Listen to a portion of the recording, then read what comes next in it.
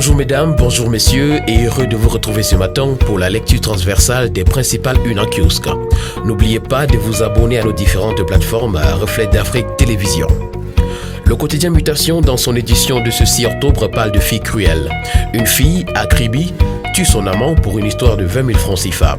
Son témoignage au commissariat est livré en page 11 du quotidien Mutation. La rentrée scolaire est encore à la une de Le Messager qui nous indique qu'elle a été prise en otage dans le nord-ouest et le sud-ouest. À cause de la journée morte imposée par les séparatistes, les élèves ont été obligés de rester chez eux. Réalité Plus nous informe au contraire que c'est une rentrée sans faute qui a été observée dans le nord-ouest, surtout avec le gouverneur Lélé Lafrique qui, passant la journée dans les lycées et collèges, a coordonné lui-même le retour à l'école dans la région. The Guardian Post a également noté des améliorations remarquables au nord-ouest et au sud-ouest au sujet de ce retour à l'école. Sur l'étendue du territoire national donc, la rentrée a été effective. D'après la une du quotidien Cameroun Tribune, c'est soumis aux mesures barrières et aux dispositifs anti-Covid-19 que les élèves et enseignants ont retrouvé hier l'ambiance des classes. Les régionales intéressent le quotidien Émergence, d'après lequel le RDPC des Terres s'est retraité. Dans les starting blocks ce matin, Timi Evuna, Jules Marcelin Diaga, Zachary Perevet, Samuel Minko, Samson Enami. Le quotidien nous fait également savoir que les maladies cardiaques évoluent au Cameroun. La performance entrepreneuriale est au cœur du gouvernemental hebdo ce jour.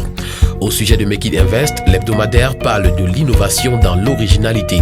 Ce groupe spécialisé dans divers domaines d'activité participe magistralement au développement du Cameroun. Pour le reporter hebdo, ce sont des ambitions démesurées qu'affiche Make It Invest. En pied de une, le reporter hebdo parle des résultats négatifs qui s'accumulent au fil des temps dans ce qu'il qualifie de clair-obscur de Ketchakoutes s'agissant de la gestion de la société immobilière du Cameroun.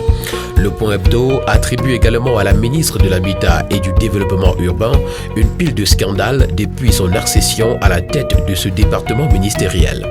D'après le commentaire que fait l'hebdomadaire, on pense à la présidence de la République que la liste des candidats admis à l'école africaine des métiers de l'architecture et de l'urbanisme n'est que l'expression de Madame le ministre.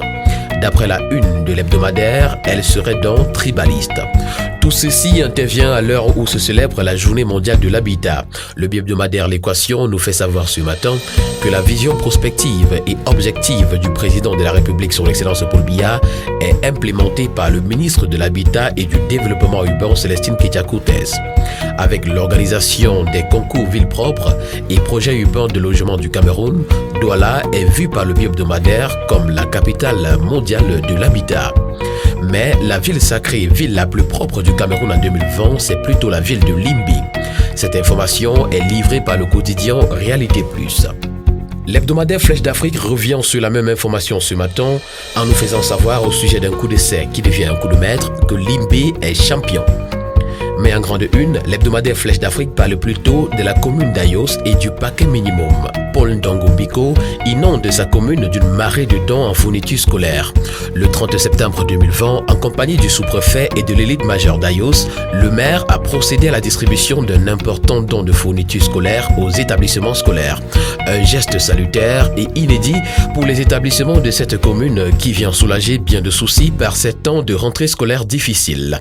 Également dans ces colonnes ce matin, Enam Concours 2020, Sumbu Angola rassure. Et puis Noun Paquet Minimum également, Ndoya Zakario au chevet des élèves. Toutes ces informations sont à lire ce matin dans les colonnes de l'hebdomadaire Flèche d'Afrique. 50 étudiants sont formés pour l'aide à la personne fragilisée. D'après l'information à la une de Éco-Santé, le centre de formation des auxiliaires de vie sociale de Mimboman à Yaoundé, créé en 2012, propose des formations comme substitut familial, gestionnaire administratif ou encadreur des centres sociaux spécialisés, assistant d'éducation et bien d'autres. Également, la lutte contre la Covid-19 a fait aussi sa rentrée hier, 5 octobre, avec la rentrée des classes.